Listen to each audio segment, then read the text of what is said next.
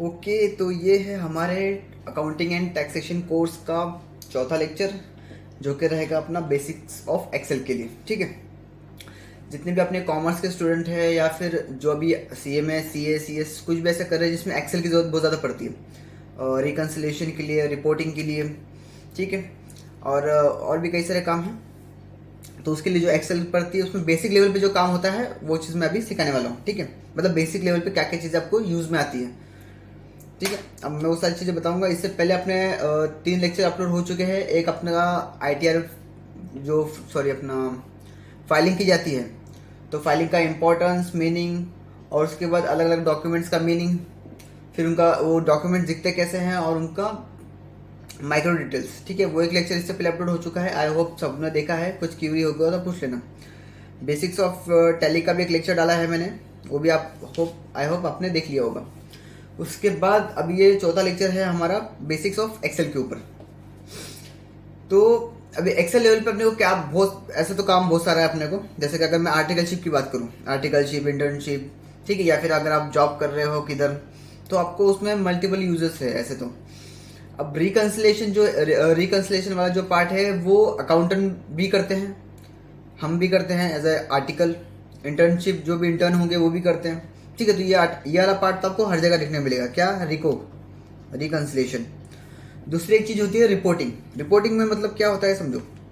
Reporting में मतलब जैसे कि मैं कोई काम कर रहा हूँ, ठीक है, मान लो मेरे पास एक 15 बिल आए हैं एंट्री करने के लिए, तो मैंने बिल्स की एंट्री करी।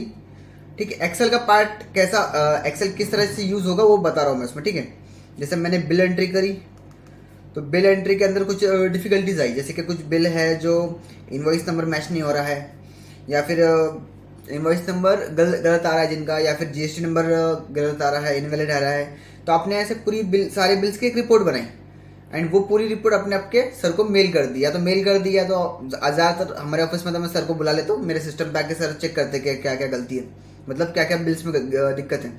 ठीक है, वो भी पहले होता था, तब मैं नया नया था। अब तो मैं खुद सामने से क्लाइंट को कॉल करके बात करता हूँ, और जो अभी एक्सेल रहेगी रेडी वो क्लाइंट को भेज देता हूँ, तो देखिए ये आपके बिल्स है, उसमें ये गलती है, ये सब है।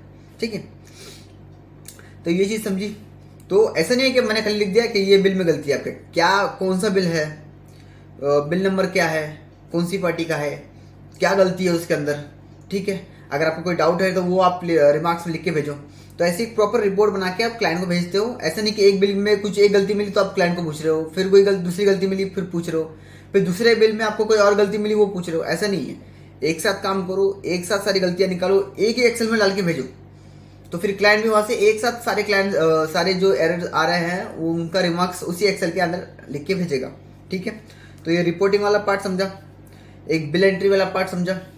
उसके बाद मल्टीपल जो आपके GST कैलकुलेशन, वैसे तो आप अपने पास एक्सेल की समरी है, वो मैं बताऊंगा जब GST आर का काम होगा तब। और एक रिकन्सिलेशन में भी आप काफ़ी कुछ सीखोगे, जब रिकन्सिलेशन का भी एक अलग से लेक्चर है। ठीक है, तो क्या बता रहा था मैं उसमें, एक सेकेंड। GST का आपको रिको हो गया, रिपोर्टिंग हो गया, और है आपका एक GST कैलकुलेशन। हाँ, GST कैलकुलेशन। तो GST कैलकुलेशन जब आप करते हो ना, तो आप बेसिक एक चीज़ें आपको अंदर लेते हो। इसके अंदर आपके एक्सेल में सारी वैल्यूज़ होगी सेल की, उसमें क्रेडिट नोट माइनस करके, फिर डेबिट नोट ऐड करके, फिर purchase credit, sales minus credit note, फिर आपका परचेस माइनस डेबिट नोट, उसके बाद फिर RCM, पेबल, रिसीवेबल, एडवांस कुछ भी होगा। तो वो सब करने के बाद आपका कितना पेमेंट आ रहा है वो आप एक एक्सेल में कर सकते हो। ऐसे तो हमारी फर्म की तरफ से भी जाता है, या फिर आप किसी फर्म में एज अ अकाउंटेंट काम कर रहे हो, या फिर आप किसी कंपनी में एज अ अकाउंटेंट काम कर रहे हो, आपको किसी CA फर्म की तरफ से आता है, तो आप चाहो तो खुद की भी समरी बना के दे सकते हो। बट बनाने के लिए पहले आपको आना चाहिए सामने से। जिसको बेसिक लेवल आता है उसके लिए ठीक है, जिसको नहीं आता उसके लिए बोल रहा हूँ मैं। ठीक है, ये चीज़ समझी। उसके लिए जो भी कैलकुलेशन होते हैं, उसके बाद अब अलग अलग तरह के फॉर्मूले होते हैं। ऐसा नहीं है कि बस अपने कॉपी पेस्ट सीख लिया तो सब हो गया, बहुत सारे फॉर्मूले होते हैं।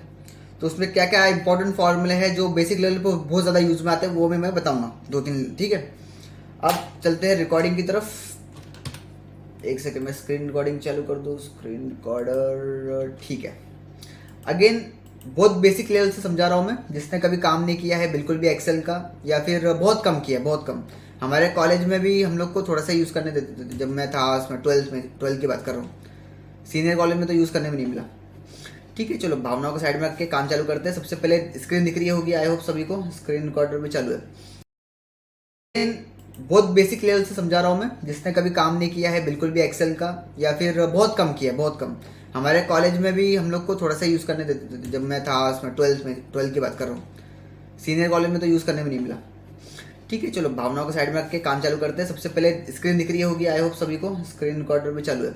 ठीक है, तो ये है हमारा एक्सेल वर्कबुक है। पहले तो बेसिक लेवल पे ओपन कैसे करते हैं एक्सेल को, मतलब ये बहुत कम लोग होते हैं जिनको नहीं पता होता, बाकी ज़्यादातर लोग को पता ही है। देखो, स्क्रीन पे राइट क्लिक किया, न्यू पे गया, न्यू पे फिर यहाँ पे अलग अलग चीज़ें आ रही है। या तो मैं फोल्डर बना सकता हूँ, नया वर्ड फाइल, या फिर क्या है ये, एक टेक्स्ट वाला भी बना सकता हूँ जो उसमें आप लिख सकते हो, और एक ये है माइक्रोसॉफ्ट का एक्सेल वर्कशीट। ठीक है, इस पर ओपन कर लो।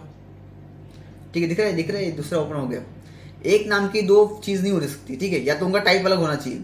दिख रहा है, ये एक सेम एक्सेल वर्कबुक है और ये भी एक एक्सेल वर्कबुक है, इसलिए इसके ऊपर नाम क्या के दो आया है। अगर मैं इसका नाम एडिट करके सेम रखने की कोशिश करूँगा तो वो दिखा लेगा नहीं। दिख रहा है, तो एक नाम की सेम नाम के दो अलग चीज़ नहीं हो सकती इसमें। जैसे कि अगर ये मुझे रखना है तो दूसरी चीज़ PDF फॉर्म में होनी चाहिए, तब नाम सेम चल जाएगा, मतलब दोनों का टाइप अलग अलग होना चाहिए।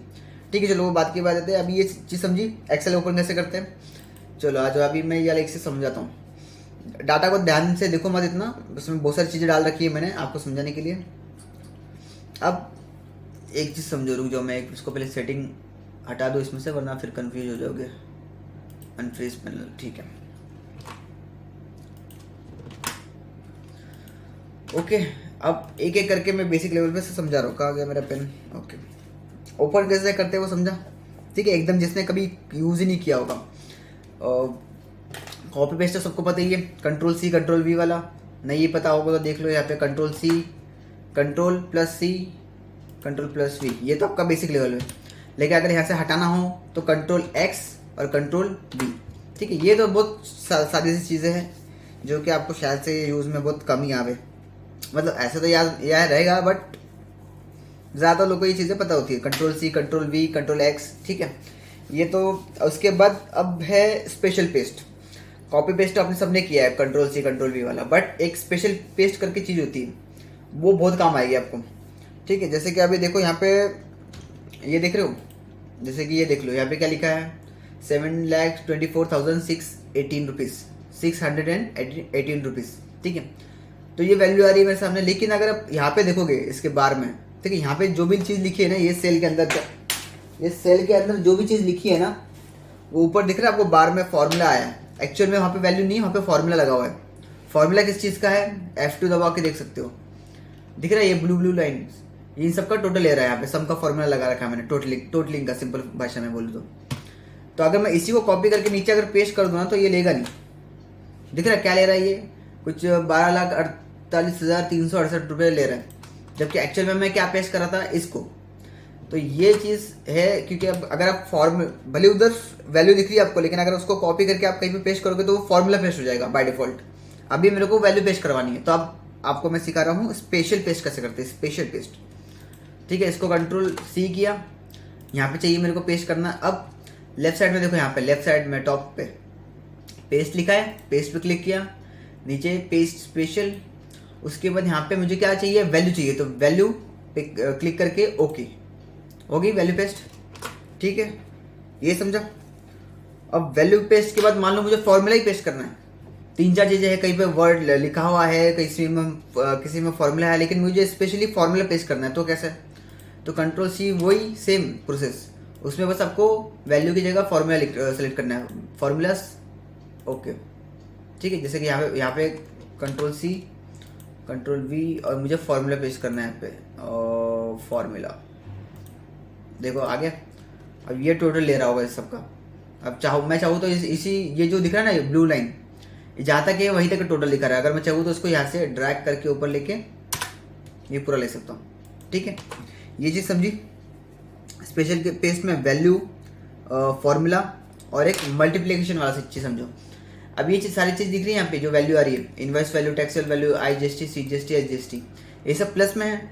लेकिन जब रिकन्सिलेशन होता है ना तो कभी कहीं पे अलग अलग सॉफ्टवेयर या फिर अलग टैली का भी यूज़ करते हैं, बट हमारे यहाँ पर एक एक्सेल शीट है जिसमें हम रिको करते हैं।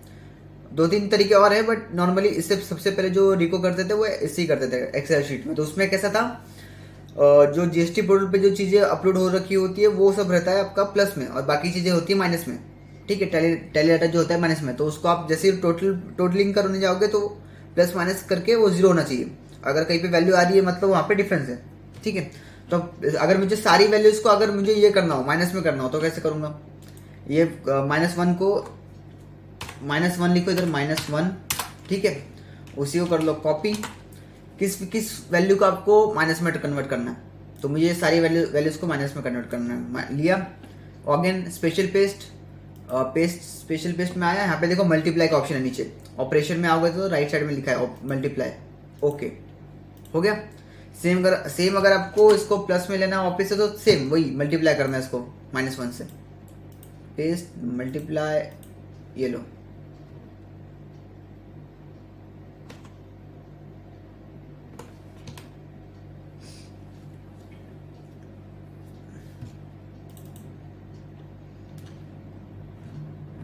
-1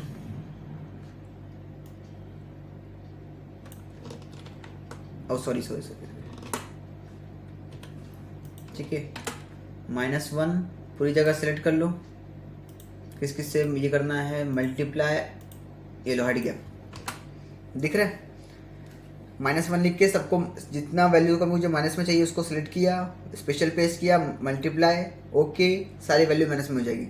सेम अगर मुझे प्लस में करनी है तो उसी को सिलेक्ट करके सेम -1 को सिलेक्ट करके कॉपी करके जो जिस वैल्यू को मुझे प्लस में कन्वर्ट करना है उसको सेलेक्ट करके स्पेशल पेस्ट मल्टीप्लाई, ओके, हो गया आपका। ठीक है, अभी तो मैं छोटी सी बेसिक चीज़ें समझा रहा हूँ। ठीक है, जो ऑप्शन बहुत ज़्यादा यूज़ में आते हैं, बहुत ज़्यादा। उसके बाद जो बाकी की जो चीज़ें हैं अपनी रिकन्सिलेशन में सीख जाओगे वो सब, रिकन्सिलेशन और जीएसटी में। ठीक है, जब GSTR 1 का फाइलिंग बताऊंगा तो ये चीज़ समझी। वैल्यू फॉर्मूला और एक मल्टीप्लिकेशन, आप चाहो तो वैल्यू ऐड भी कर सकते हो। अगर इसको सेम अगर आप थोड़ा देखो ना यहाँ से, तो अगर मुझे वैल्यू ऐड करवानी है, डिवाइड करवानी है, हर इसमें से दिख रहा है यहाँ पे है बहुत सारे ऑप्शन। अगर मुझे मान लो हर इसमें एक वैल्यू जो ऐड करवानी है तो ऐड का भी है, सब्सट्रैक्ट का भी है, माइनस करवाने के लिए मल्टीप्लाई तो है बता दिया, और डिवाइड का भी है। ठीक है, तो आप चाहो तो इनमें से कोई भी एक चीज़ यूज़ करके देख सकते हो। अभी फिलहाल इसको मैं हटा दूँ जरा इस तरह से। ठीक है, ये चीज़ समझी। उसके बाद एक फॉर्मेट पेंटर करके कॉन्सेप्ट होता है। अब देखो मैं तुमको दिखाता हूँ एक चीज़ है क्या यहाँ पे, फॉर्मेट पेंटर। अच्छा, ये दिख रहा है, ये बालाजी मशीन टूल्स करके लिखा है, थोड़ा बोल्ड में लिखा हुआ है, बोल्ड में मेरे को, लेकिन ये नॉर्मल इसमें चाहिए। जैसे ये सब दिख रहा है फॉन्ट, ये जो नॉर्मल फॉन्ट में चाहिए मेरे को ये सब। तो मैं सिंपली इसको सेलेक्ट किया, ये दिख रहा है फॉर्मेट पेंटर लेफ्ट साइड में लिखा है इसको सेलेक्ट किया, और ये बालाजी इसके ऊपर क्लिक किया, देखो वो नॉर्मल हो गया। ठीक है, तो कोई भी अगर आपको फॉर्मेट पेंटर अगर आपको यूज़ करना हो, जैसे कि मान लो स्पेशल कोई फॉन्ट है जो आपको हर जगह यूज़ करना है, तो आप उस फॉन्ट को सेलेक्ट करो, जो आपको सब जगह अप्लाई करवाना है उसको सेलेक्ट करो, फॉर्मेट पेंटर पर क्लिक करो, और जिस भी डाटा को आपको उसी की तरह अगर करवाना है तो उसको सेलेक्ट करो, और ये खाली सेलेक्ट करना, वो ऑटोमेटिक ले लेगा जैसे इसमें था। ठीक है, ये वाला मुझे ये जो लिखा है इधर बालाजी मशीन टूल्स करके, मुझे इस फॉन्ट में चाहिए, ब्लैक नॉर्मल सा हैंड राइटिंग में। तो फॉर्मेट पेंटर पर सिलेक्ट किया और इसको जैसे क्लिक कर दूंगा वो ले लेगा, हो गया। ये चीज़ समझी फॉर्मेट पेंटर का। और ये सिर्फ वैल्यूज पे काम नहीं करता, हर जगह काम करेगा, वैल्यू पे भी, नाम पे भी, टेक्स्ट पे भी, हर जगह, करेंसी पे भी। फिर समझ गए। उसके बाद एक चीज़ है आती है आपकी, बहुत छोटी सी चीज़ है, देख लो एक बार। ये दिख रहा है इधर वैल्यूज आ रही है, तो डेसिमल में आ रही है, डेसिमल 0.1, 0.320। कुछ क्लाइंट्स को जब देते हैं ना तो वो लोग बोलते हैं कि अरे पॉइंट में हटाओ यहाँ से उसको, या फिर वो खुद ही हटा लेते हैं कभी कभी आपको बोलते हैं हटाने के लिए, या नहीं तो आप जब रिको कर रहे होगे ना तो ये हटा दो, क्योंकि पॉइंट की वजह से फिर आप डाउट में आओगे यार 1 रुपया बढ़ रहा है, ज़्यादा हो रहा है, फिर उससे अच्छा हटा ही दो सीधा इसको। डेसिमल कैसे हटाते हैं वो देखो, यहाँ पे दिख रहा है नंबर लिख के आ रहा है यहाँ पे, सेम इसके नीचे ऑप्शन है डेसिमल घटाने के लिए, डेसिमल बढ़ाने के लिए। तो ये राइट वाला क्लिक करना है अपने, 1 2 हट गया, सारे डेसिमल 0 हो गए। अब वो राउंड ऑफ में हो गया सारा का सारा, अब कुछ भी 0 पॉइंट के बाद कुछ नहीं है। और अगर आपको देखना है वहाँ पे है कि नहीं, तो सिंपली आप उस पर क्लिक करोगे तो वो दिखा देगा। अगर उसमें सब एक्चुअली ऊपर दिखाएगा, ऊपर ये दिख रहा है यहाँ पे ऊपर का टास्क बार में ये जो बार आ रहा है यहाँ पे लिखने के लिए, वहाँ पे लिखा है कि ये पॉइंट के बाद कितनी वैल्यू है। बाकी यहाँ से हट गया है, यहाँ से नहीं दिखेगा आपको। ये समझ गया, डेसिमल घटाना बढ़ाना ये सब बेसिक लेवल पे है। अगर किसी को बेसिक लेवल बिल्कुल भी नहीं आता है तो ये देखो अच्छे से। उसके बाद जब आप एडवांस लेवल पे मैं सिखाऊंगा रिको कैसे करते हैं, जीएसटी समरी कैसे बनाते हैं, तो बहुत सारी चीज़ें सीख जाओगे। उसके बाद एक चीज़ होती है कंडीशनल फॉर्मेटिंग करके। कंडीशनल फॉर्मेटिंग में कैसा होता है चीज़ें समझो। देखो ये एक लाइन आ रही है मेरी इनवॉइस वैल्यू की। अब जब मैं रिकंसिलेशन कर रहा हूँ या फिर कुछ ऐसा काम कर रहा हूँ जहाँ में मुझे पता लगाना है कि सेम चीज़ डबल डबल तो नहीं हो रही है, ठीक है। तो सिंपली मैं क्या कर दूंगा, यहाँ पे इस पूरी लाइन को सिलेक्ट किया मैंने, ये सी पे क्लिक किया, पूरी लाइन सेलेक्ट किया, कंडीशनल फॉर्मेटिंग। उसके बाद highlight cells rules, right side में आया नीचे एकदम डुप्लीकेट वैल्यूज, ओके। अब कुछ दिख रहा है आपको? नहीं दिखेगा। अब जैसे एक वैल्यू डालता हूँ मैं 2400, हो गया, दिख रहा है रेड में। जैसे ही कोई चीज़ डुप्लीकेट हो जाएगी तो वो हाईलाइट होकर दिखेगी ऐसे। सेम उसके नीचे अगर मैं लिख दूँ यहाँ पे 1605, दिख रहा है। तो ऐसे कोई भी चीज़ अगर आपको डुप्लीकेट ढूंढनी हो, ये सिर्फ वैल्यू पे नहीं है, हर जगह काम आता है, ठीक है। जैसे इनवॉइस ना वैल्यू के साथ में अगर मान लो जीएसटी पे आपको देखना है कि ये कोई वैल्यू डबल डबल आ रही है क्या, ये मतलब कोई जीएसटी नंबर डबल डबल आ रहा है क्या, या इनवॉइस वैल्यू, डेट, अमाउंट, तो वैसे भी आप चेक कर सकते हो, ठीक है। तो ये चीज़ समझी कंडीशनल फॉर्मेटिंग किस तरह यूज़ करते हैं। उसके बाद है अपना फिल्टर एंड सॉर्टिंग वाला। अभी ध्यान से देखो, फिल्टर एंड सॉर्टिंग में देखो कैसा होता है। जैसे अभी यहाँ पे बहुत सारे बिल आ रहे हैं, ठीक है, बहुत सारे से मेरा मतलब है 15 बिल कुछ आ रहे हैं, 15 या 14 बिल हैं कुछ। अब मुझे पार्टी वाइज बिल देखना है, ठीक है। जैसे कि चावड़ा के कितने बिल आ रहे हैं, ये अपना एक्सीलेंस के कितने बिल आ रहे हैं। यहाँ तो मैंने उन सबको एक साथ मर्ज करके रखा है, लेकिन अलग अलग अलग आ रहे होंगे पूरे साल में, तो क्या तो आप सिंपली से ये एक लाइन, पहली लाइन को सिलेक्ट करो, ये एक नंबर लिख के आ रहा है लेफ्ट में एकदम, उसको सिलेक्ट करो, यहाँ पे आओ, sort and filter right side में, सॉर्ट एंड फिल्टर। उसके बाद कस्टम सॉर्ट, कस्टम सॉर्ट के नीचे जो दिख रहा है आपको फिल्टर करके लिखा है, फिल्टर पे क्लिक करो, दिख रहा है यहाँ पे एक व्हाइट कलर का ये एक एरो आ रहा है, ये फिल्टर लग गया है इसके ऊपर। अब मुझे सिर्फ नाम वाइज सर्च करना है, जैसे कि चावड़ा ट्रेडर्स में कितने बिल है, तो ये व्हाइट वाला जो एरो आ रहा है इसके ऊपर क्लिक किया, ये सेलेक्ट ऑल को अनसेलेक्ट किया, ठीक है। पहले ये सेलेक्टेड है और ये अनसेलेक्टेड है। चावड़ा ट्रेडर्स की तरह इसमें ये रहा, चवंदा ट्रेडर्स, ठीक है, दिख रहा है। अब सारे उसके बिल आ रहे हैं, वैल्यू में भी मैं चेक कर सकता हूँ और टैक्स में भी देख सकता हूँ। नंबर ऑफ बिल्स भी दिख रहे हैं यहाँ से, कितने 6 बिल है। सेम ऐसे किसी अगर आप चाहो तो इसको जीएसटी नंबर के साथ में भी लगा सकते हो, इनवॉइस नंबर, डेट, वैल्यू जो चाहिए आप वैसा, ठीक है। तो ये फिल्टर की चीज़ समझी, ओके। उसके बाद एक चीज़ रहती है आपका सॉर्टिंग करके। अब ये जितनी वैल्यूज आ रही है ना यहाँ पे, ये जितना बड़ा डाटा आ रहा है, ये सब ए बी सी के हिसाब से देखोगे। यहाँ पे सी अपना ए बी बाद में आ रहा है, सी पहले आ रहा है। तो मुझे अब इसको सॉर्ट करना है सीक्वेंस में, ए टू जेड के सीक्वेंस में। जैसे ए वाला नाम पहले आना चाहिए, बी वाला बाद में। तो उस पर आ जाओ, sort and filter, custom sort, ये लिखा है सॉर्ट बाय, यहाँ पे सेलेक्ट करना है आपको। जैसे मैं कर रहा हूँ अभी चावड़ा ट्रेडर्स के नाम से, ठीक है। तो इसको कर लूँ, तो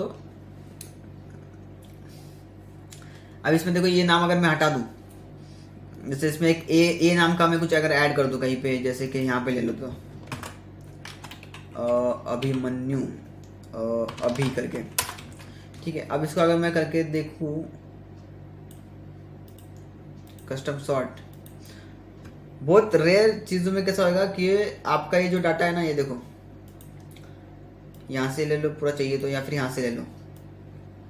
इसमें सीन गड़बड़ कैसी होगी, सॉर्ट होगा नहीं फॉर्मेट्स पे। कुछ कुछ फॉर्मेट्स पे ना सॉर्टिंग नहीं होती, सॉर्टिंग लेता नहीं है, और कुछ कुछ इसमें आपको ले लेगा सॉर्टिंग, ठीक है। जैसे कि अगर इसको मैं अगर सेपरेट करके ट्राई करके देखते हैं, जैसे मेरे पास एक पीएफ की शीट आई है आज, सारे इसमें वो सॉर्टिंग ले लेता है, लेकिन जब कुछ ऐसे केसेस है जिसमें वो सॉर्टिंग नहीं ले पाता, कस्टम सॉर्ट, चावड़ा ट्रेडर्स, ये देखो सी वाला इधर आ गया, ठीक है। जबकि आने वाला कौन सा चाहिए था, ए वाला, ए नाम से ऊपर आना चाहिए था, फिर सी आना चाहिए था। तो कुछ कुछ केसेस आपको ऐसे मिलेंगे जिसमें वो ए टू जेड के फॉर्मेट में नहीं लेगा, बट नॉर्मल तरीके से ले लेता है, ठीक है। तो ये ध्यान में रखना। जैसे आपको जैसे मैं एक पेरोल का बनाता हूँ, पीएफ ईएसआई का, तो उसमें जो सैलरी शीट आती है हमको उसको पहले असेंडिंग ऑर्डर में लेना पड़ता है, मतलब A to Z के फॉर्मेट में लेना पड़ता है, उसके बाद काम करना पड़ता है उसमें। तो एक बार यहाँ से अगर चाहो तो ये भी ट्राई कर सकते हो, लेकिन फॉर्मेट का ध्यान रखना, अगर फॉर्मेट गलत रहा ना उसमें तो वो लेगा नहीं। ठीक है, इसको देखो हटा के जरा सा, ठीक है, इसको छोड़ो अभी। एक चीज़ समझी, सॉर्ट करने के लिए अगर मुझे नाम से, GST नंबर से या फिर किसी भी चीज़ से अगर सॉर्टिंग करनी है, जैसे मान लो मेरे को चाहिए कि 27 वाले नंबर पहले ऊपर रहे, तो मैं उसको उस चीज़ से भी सॉर्ट करके निकाल सकता हूँ अलग से। ठीक है, ये वाला समझा, फिल्टर एंड सॉर्टिंग समझी। फिर इसके बाद है रिव्यू। सारे ऑप्शन, ऐसे तो ऑप्शन बहुत सारे हैं, कुछ छोटे मोटे ऑप्शन समझ जाओगे काम करते करते। मैं जो मेन जो यूज़ में आते हैं बहुत ज़्यादा वो समझा रहा हूँ अभी फिलहाल के लिए। रिव्यू दिख रहा है इसमें, एक रिव्यू ऊपर टॉप पे, home, insert, page layout, formula, data, review. अभी रिव्यू में कैसा सीन है कि अभी ये जो शीट है तो कोई शीट को डिलीट ना कर दे, कोई डाटा चेंज ना कर दे, तो इसलिए इसको सेव करने के लिए एक ऑप्शन होता है यहाँ पे, प्रोटेक्ट शीट दिख रही है, इस पर क्लिक करो। अब कोई भी एक पासवर्ड सेट कर दो, 1 2 3 4 एंटर, वापस से री एंटर करो 1 2 3 4।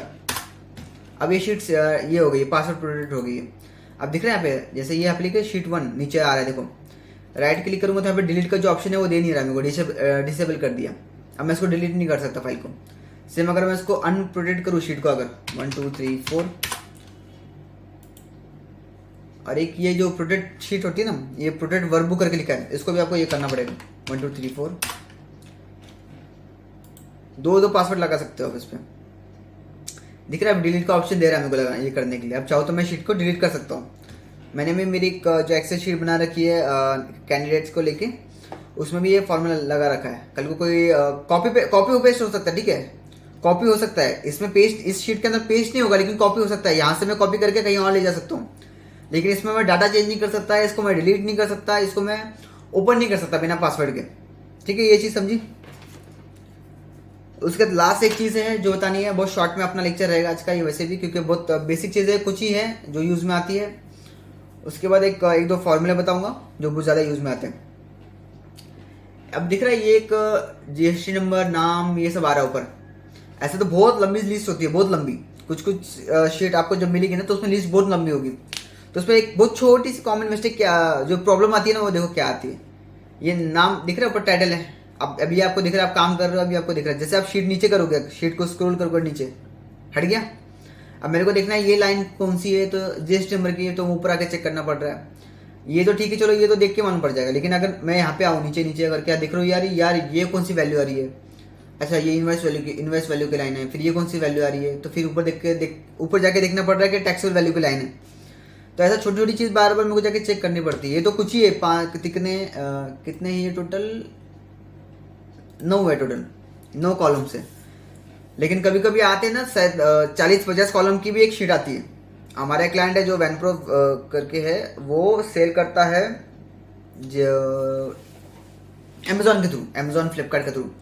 तो उसमें कम से कम 40-50 कॉलम आते हैं। तो वो सब कॉलम में बार बार आप शीट जैसे नीचे करोगे ना, वो सारे ऊपर के जो ऑप्शन है, ये टॉप पे जो हेडलाइन आ रही है, हेडलाइन या टाइटल बोल लो, ये सब गायब हो जाता है, मतलब ऊपर चले जाता है। तो उसको लॉक करने का एक सिस्टम होता है। लॉक करने का मतलब एक ऑप्शन मिलेगा, जैसे एक नंबर पे क्लिक किया, रिव्यू के जस्ट बाजू में आप देखोगे व्यू करके ऑप्शन है, यहाँ पे है फ्रीज पेन्स करके, इस पर क्लिक करो, फ्रीज टॉप रॉ, फ्रीज कर दो। अब इसको अगर मैं नीचे ऊपर कितना भी करो, ये सब लाइन वहीं पर रहेगी, एक नंबर की लाइन वहीं पर रहेगी। ठीक है, तो ये एक जो ऑप्शन है बहुत ज़्यादा यूज में आता है। अब मैं छोटे मोटे जरा सा फॉर्मूले बता दूँ फटाफट। अब देख रहे हो यहाँ पे, रुको पहले इस लाइन को हटा दूँ, ठीक है, इसको भी हटा देते हैं।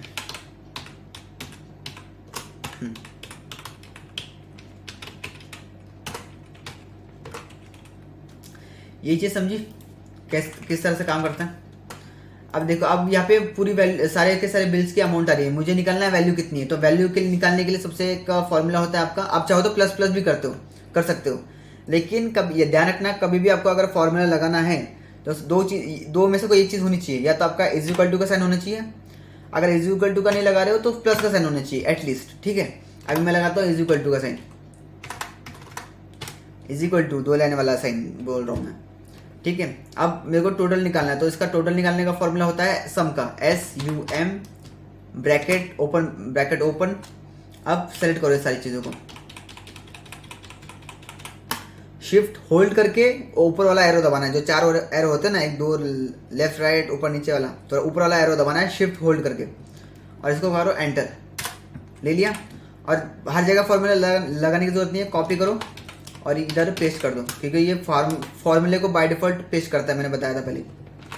अब मुझे जानना है कि वैल्यू तो मिल गई है मुझे फॉर्मूला लगा के, लेकिन अब मुझे जानना है कि यहाँ पे टोटल कितने बिल आ रहे हैं।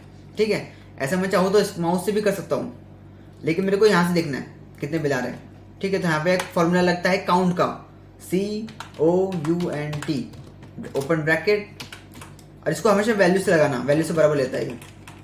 अगेन शिफ्ट होल्ड करके ये लो ऊपर वाला एरो, एंटर, और ये आपका दिखा देगा कि 14 बिल है आपके पास टोटल, दिख रहा है यहाँ पे 14 बिल है टोटल, और नीचे वैल्यू आ रही है, और यहाँ पे आ रहा है आपका टोटल काउंट। ये चीज़ समझी।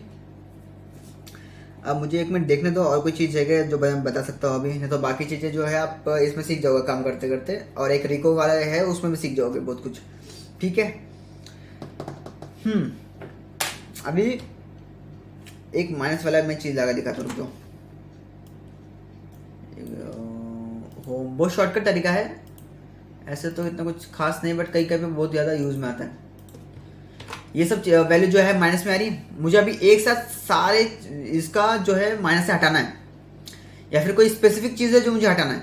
ठीक है, ऐसा अगर मुझे माइनस का प्लस में करना तो बताया मैंने कैसे करते हैं, बट अगर मान लो मुझे कुछ ऐसी स्पेसिफिक चीज़ है जो हटाना है, जो इस तरह से, ऐसा कोई वैल्यू नहीं है, मुझे कोई चीज़ ढूंढना है और उसको हटाना भी है,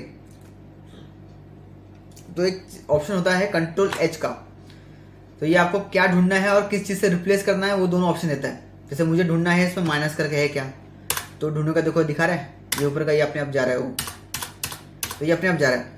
मुझे अगर उसको रिप्लेस करना है प्लस से, या फिर डिवाइड करना है उसको किसी भी ऑप्शन से, या फिर मैं कोई उसके अगेंस्ट में ए लगाना है, तो देखो यहाँ पे रिप्लेस ऑल कर दो, आ गया सबके साथ में ए लिख के, दिख रहा है। तो ये काफ़ी अच्छा ऑप्शन है, मैं एक जगह यूज़ करता हूँ, मैं बताऊँगा कभी जब मैं काम, अगर मैं उसके बारे में अगर वीडियो बनाया तो मैं उसका एक अपने ही कोर्स में ऐड कर दूंगा उसको, बोनस जैसा। इसी चीज़ समझी। तो यही आपकी बेसिक चीज़ें हैं जो आपको काम में आएगी।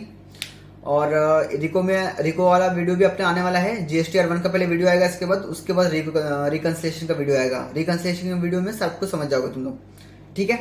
और कुछ दिक्कत रहेगी तो पूछो, और बहुत सारी चीज़ें, ये बहुत बेसिक लेवल है, बहुत बेसिक लेवल, ठीक है। बेसिक लेवल में इतनी चीज़ें काम में आती है। और जैसे जैसे अपना लेक्चर आएगा मैं थोड़ा एडवांस लेवल पे थोड़ा चालू करने वाला हूँ।